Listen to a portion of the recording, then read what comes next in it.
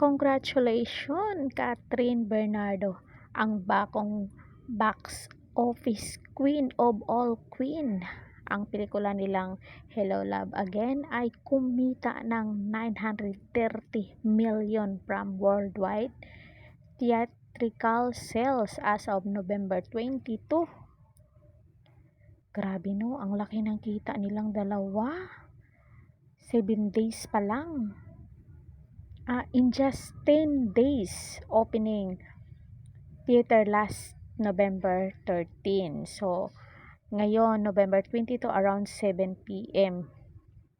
ang kita na nila ay 930 million pesos. So, ito yung bagong box office na pelikula. Diba, yung naging box office nung nakaraan is yung pelikula ni Ding Dong at saka Mariana Rewind.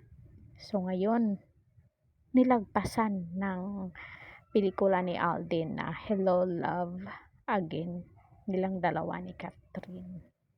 So, Catherine was recently awarded the Snow Leopard Rising Star Award in the 10th Asian World Film Festival all the way in California. Cheers, Kat. We are mighty proud of you. Grabe no. Congratulations, Kat. Deserve mo ang award na yan at deserve mo ang maging box office queen of all queen dahil sa galing at dahil sa tiyaga mo at siguro ang nagpa-lift up sa'yo na maging mas magaling pa ay yung karanasan mo from the past. So, magbasa tayo ng mga komento dito. Congrats, Queen Kat. Looking forward for more awards and achievement mo. We are so proud of you, Queen K. So much proud of you, Catherine. Love you from the bottom of my heart. Congrats, my love. Congrats, Kat. Congrats, Kat. Mas lalo pa siyang gumanda noong nawala na si DJ sa piling niya. Iba talaga kapag less stress ka sa partner mo. Haha, fresh na fresh. In fairness, tumaba si Kat. Parang ang ganda. Gumanda siya lalo. Congrats, Kat. Congrats, Kat. Yung noon kasi sila ni DJ, parang stress siya palagi. Grabe, umaapaw ang blessing. Congrats, Kat. Guwapa. Congratulations, Kat. So, ang daming nagpaabot ng mga mensahe dito ni Catherine Bernardo. Super gorgeous.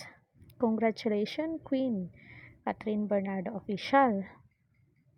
Ayan yung asawa mo, may nakuha naman na award eh. Sorry. So, yun lang mga fans ni Catherine dyan. Ito na yung update ko sa inyo. This is 2 hours ago. Tapos yung balita na nakakuha ng 930 million ang gross income ng Hello Love Again nila Alden Richard as is around 7 p.m. November 22 ang result na yan. So, fresh na fresh ang balita ko sa inyo.